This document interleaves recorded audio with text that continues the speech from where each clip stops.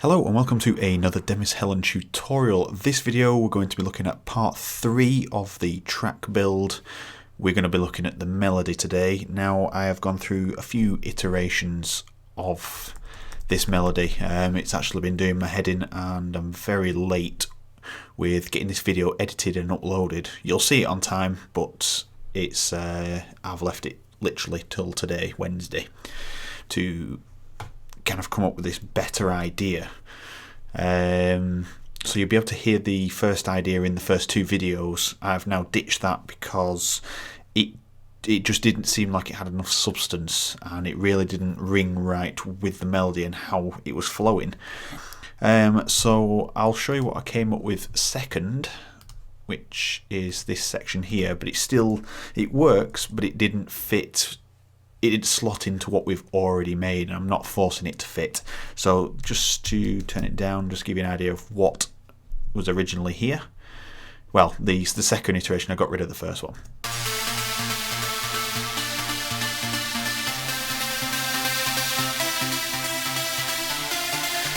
So it works, but it seems a little bit too clunky for the smooth rolling bass line, and everything else seems quite...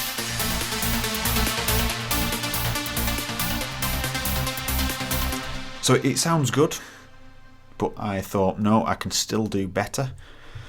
And this is what I've come up with, so let's just solo these. In fact, we'll just listen to it on Pluck Stars first.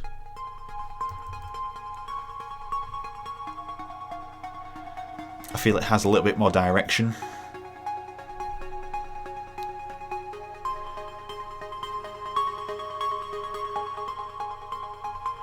Okay, so it's just the first part. I'm going to build the second part. It's going to do very, very, very similar hook. I just need to join that end bit to loop down a little bit better. But as it stands, it's much better than the first 2 ideas I had.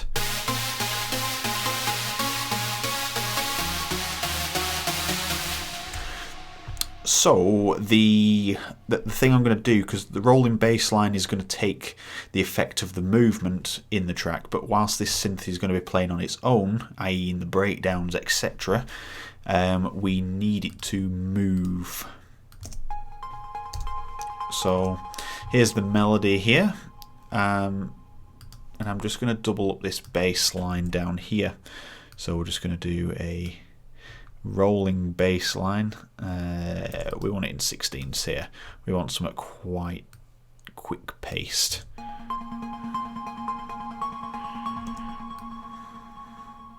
And we're just going to follow this bass line here up to G.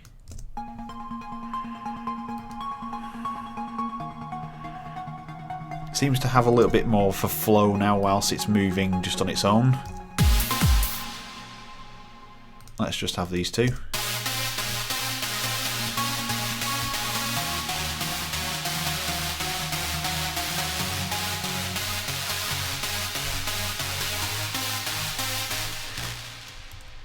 Now this one sounds like it could do with a nice long... That sounds nice.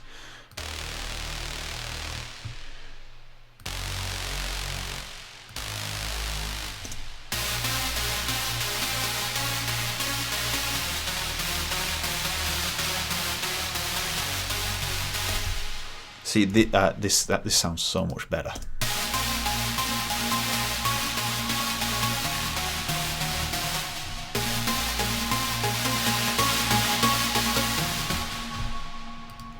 So these are all over the place at the moment. Like we've got this one fully faded in, and all the rest are kind of cut off. So let's just see what it sounds like here.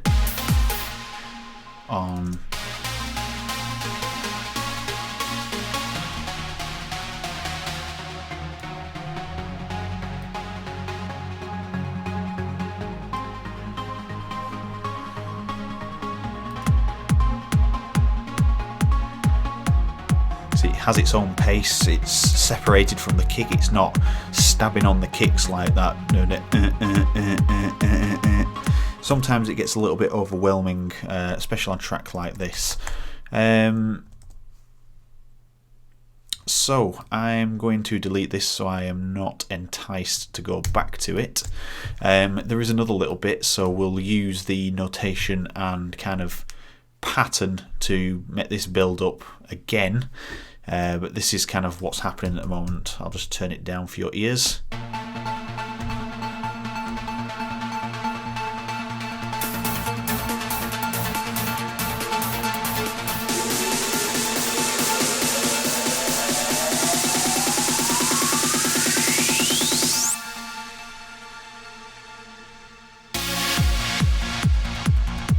Okay, so I've just put that there as an idea. I did have these huge like bass sounds here, which we're going to take over at this point instead of having this rolling bass.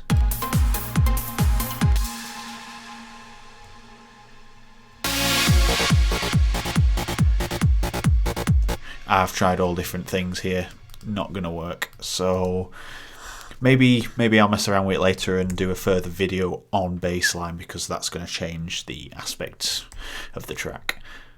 So we'll copy these three over just for now, because we're focusing on the melodies. We want to put them here.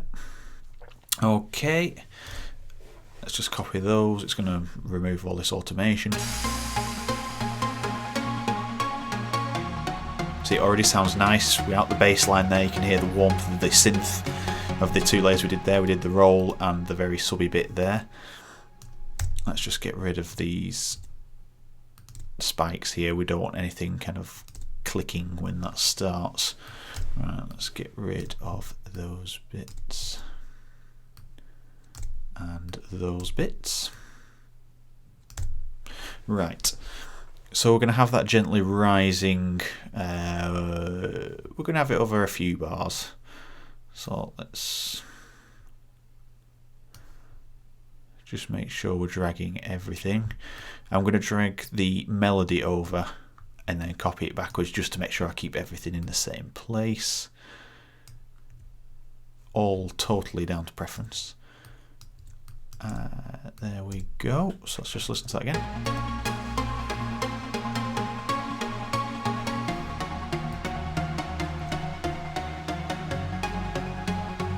And we'll have it start to fade in at this point up to its beautiful maximum.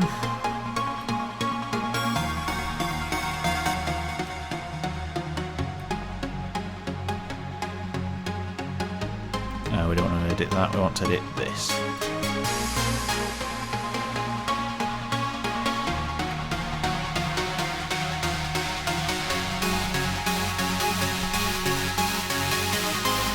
It definitely has more direction, and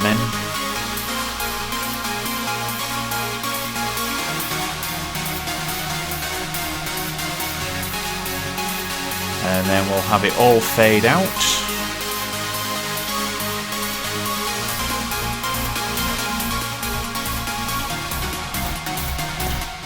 Okay, we're obviously going to change the bass line there. Let's have that up full. That to there, and fading out. We want that from full volume, and we want that from full volume.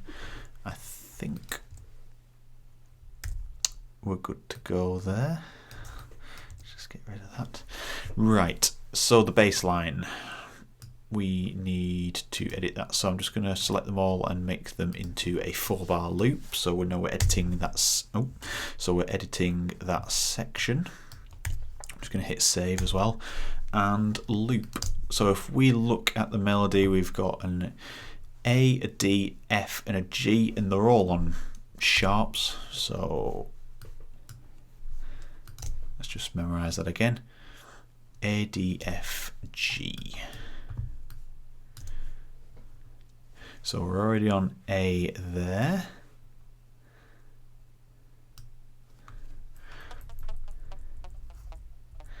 D, knock that one up, and then we're on F and G. We don't want to take those notes up with us. Okay, let's try that.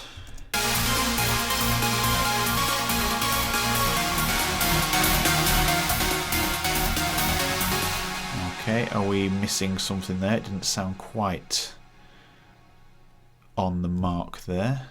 It does go down to a D sharp, does it not? It does. Let's just have a listen to that again.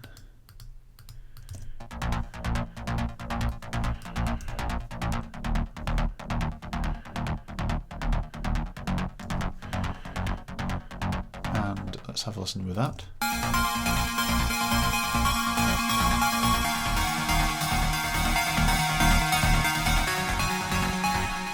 Okay, that is sounding quite nice there. Right, so the build up on this melody does hit on the same notes. We're going to just use the first. Yeah, we'll copy the pattern of the first section. So we're going to copy that over and then just duplicate it and just make sure it's all on the dot. Okay, and then we're just going to knock those two notes down there, them sections, so we get a nice looping section which will sound like this.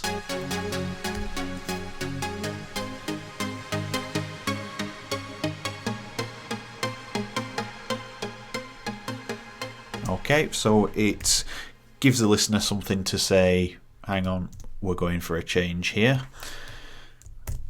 Let's get rid of that. I don't want to get rid of this automation for now, so just a quick fix for this is just to kind of copy and delete everything.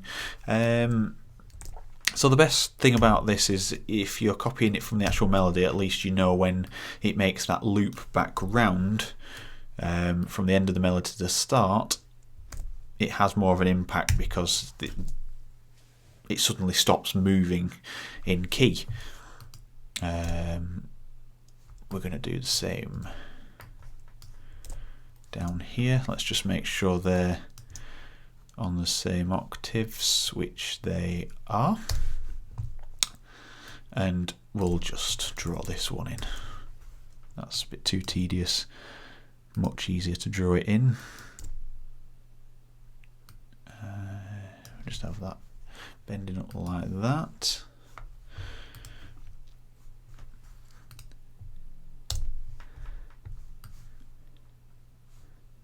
Okay, we'll keep that rolling bass there because that's what we have in that one. Let's just have a listen to that. That sounds good.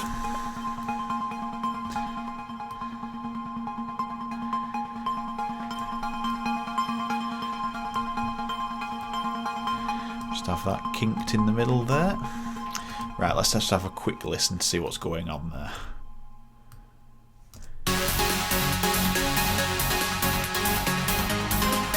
Right, so we should hear this just start into the build.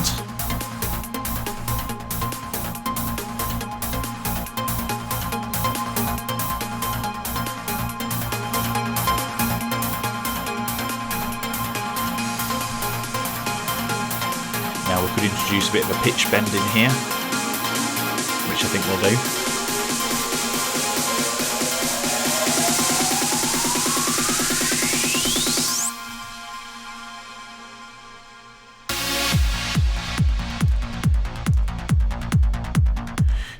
And there is just one thing we need to do, because I will forget, is if we go to the bass, this should have been done in the bass tutorial, but we'll do it now. This Pro Q is set this to mid and side, set this low cut to there. We'll just give it a nice 30 dB, and anything up to about 100 will do for now. This cut is not cutting out the bass frequencies, it's just purely putting them into the mono area, as opposed to everything being stereo right down into the very, very sub frequencies. So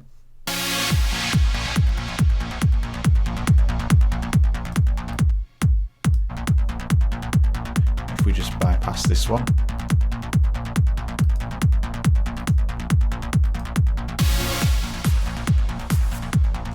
does take away that stereo aspect in that lower end, and it helps us to be able to like enhance it later on. Okay, so back to where we were. We'll do a pitch bend on this one, I think. Let's have a look at the lead. Right, so in massive up, we're going to have to drag to 24, and we'll just put -24, so we've got the full pitch bend range. Let's just save it, loop that section. Now we'll do the pitch bend within the editor here. So if we go down to pitch, I can't see this on my screen, I've got a large microphone in the way. Right, and I'm going to turn off this snap on and off.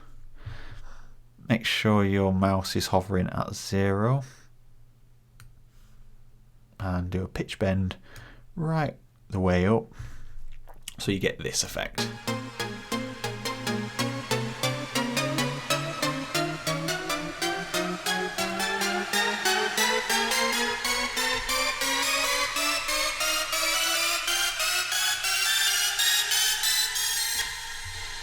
Okay, let's just see how that sounds on there.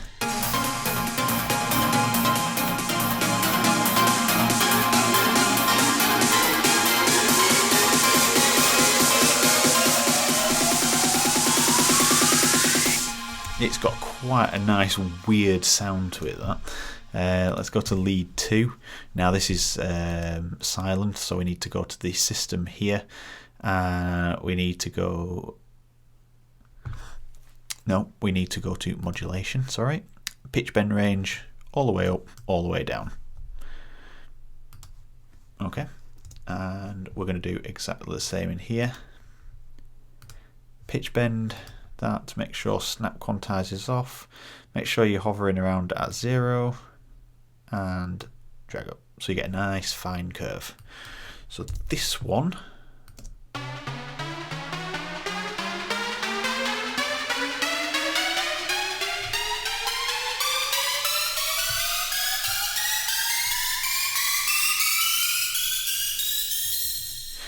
now the reason we're getting that weird artifacting, which is that sort of sound, is because we've got two different pitches here. So if we keep it to A, you'll hear this difference.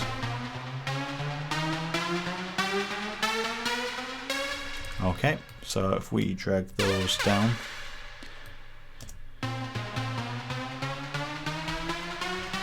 okay, so we get that nice smooth pitch bending without that weird warping noise to it. So we'll do the same for that one, and together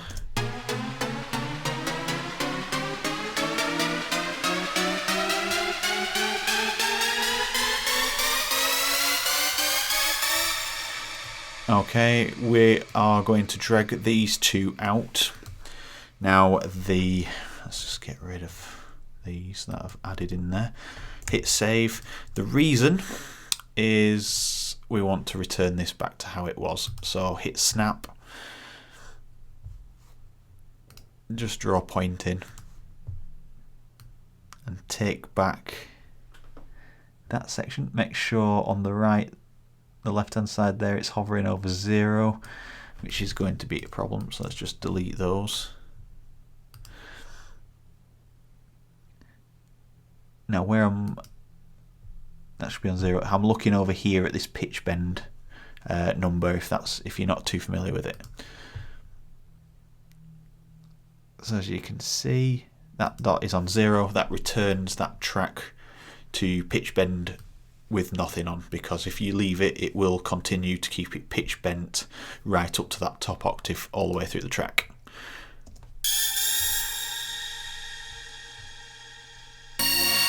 Like that.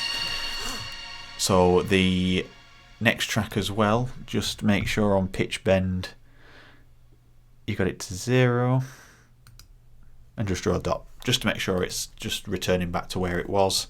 So you should get this now. He says,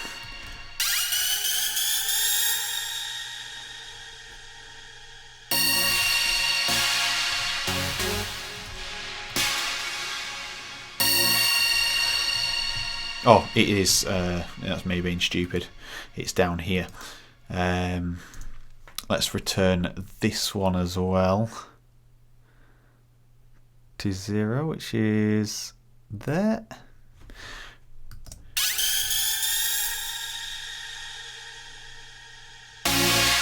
Okay, so we're returning both back there.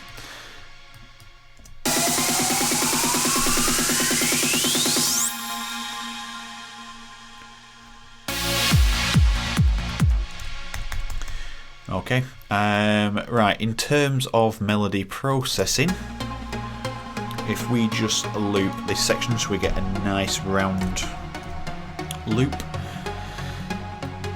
we've got 3 individual sounds, lead 1 and 2, and then I've got the pluck stars in the middle. So soloing this one, rolled off the bottom, good practice, and I've just cut out some of this area. It didn't sound too great, just limit a little notch here, nothing too drastic apart from this one, which is at 3 dB -3, and then just a bit of brightness added in. That's just a general quick mix into it. And then on the compressor, I just wanted to control the peaks and bring up all the lower end, so I've just used the classic preset, kept it on soft for now, with a 3.4:1, so 3:1 ratio, and then just adjusted the threshold to taste. The attack and release are set, so a fast attack, so the compressor's hitting like that quickly with the notes, but then I've just set the release up high for now, just to stop the compressor rising back to 0 and creating a weird kind of swoosh sound, like this. So the compressor's trying to return to 0 very quickly there. You can see that curve. If I turn that down, right down, it returns up a little bit quicker. So if you just listen very closely as I turn this down,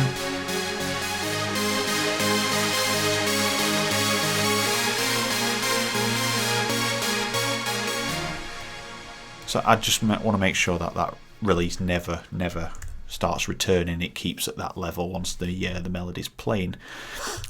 Second sound, let's go to lead 2 first. So this has got a bit more beef to it.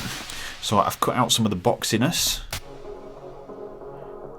and rolled off the bottom end below 43 Hz, just quick general practice, and brightened it just around this section here. Same again. I've used a compressor, very similar settings, but this one's set to hard because it's a lot harsher on the sound. There is absolutely no thought process gone into this. This is just to get this melody fitting nicely and quickly. So at the low volumes, the compressor's enabling all the little bits to come through, all the little bits of delay.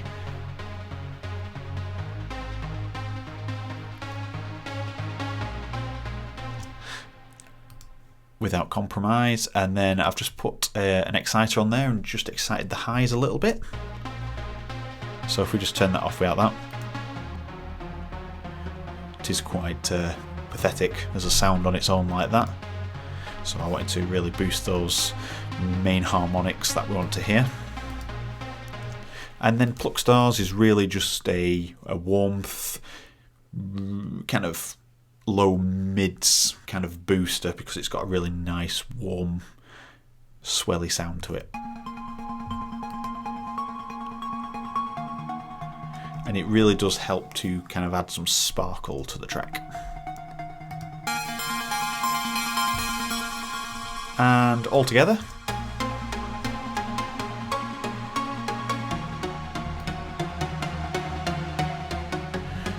so let's just listen to everything bypassed. As you can hear, there's those bits that I've cut out don't sound too great when they're just left.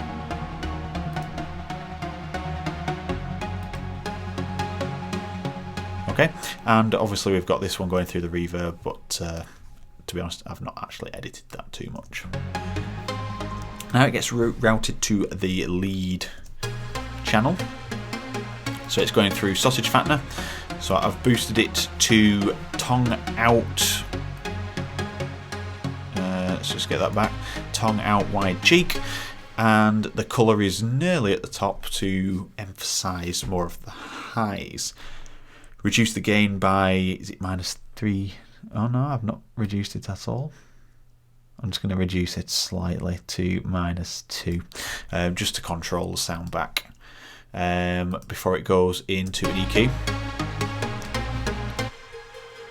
Horrible little frequency there.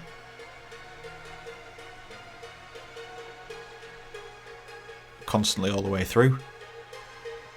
Never leaves. So I cut that out. Got rid of some of extra bassiness, the boxiness, sorry, and then cut it off below 22 Hz for good practice. Okay, and now on this EQ, I've gone for the classic again and sort of a medium knee, as we'd probably call that. A 2:1 ratio, so I'm just kind of applying some very subtle compression, adjusted the threshold taste, fairly sharp attack and a fairly sharp release, so everything's kind of returning back to where it should be. So let's just listen to it without the compressor. It's louder, but it's more out of control, whereas that's just controlling those peaks.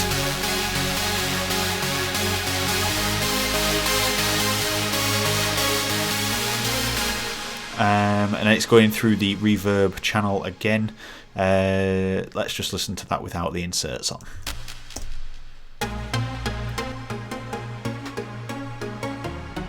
So it's really not emphasising any of the bass elements in there, and then this just kind of really does boost everything about it, but it enhances them lower frequencies when the sound's playing on its own.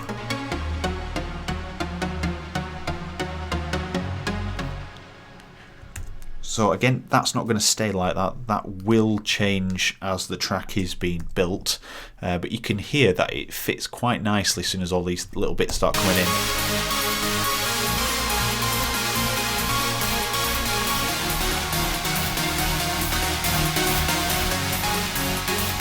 Let's just give you a bit of a louder listen.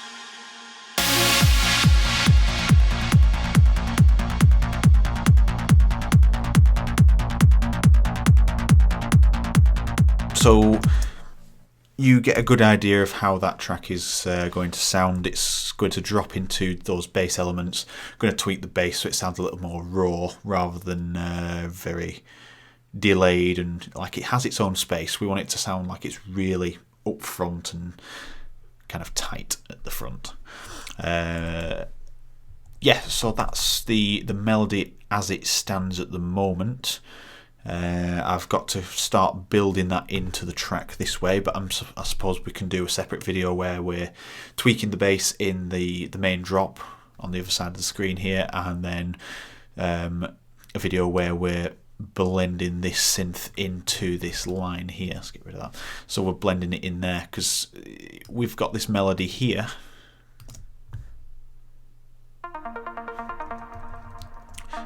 It's like a little arpeggio just to emphasise the main key of the track, but the problem is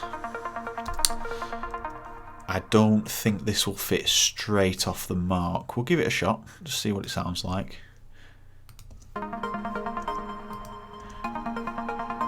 Oh no, I'm totally wrong there. Now if we do the same as we did in the build-up, we just repeat this section here. Possibly just have them raise up there, so we have this kind of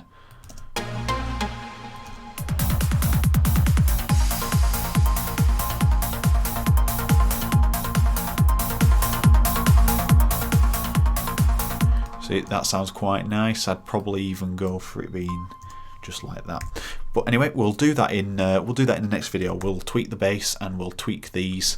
This video might come a little bit early. We'll do it as a filler video before we do the main next part. We'll probably start adding some synth strings in there. We've got a preset down here, but it really does need heavily tweaking to fit the track.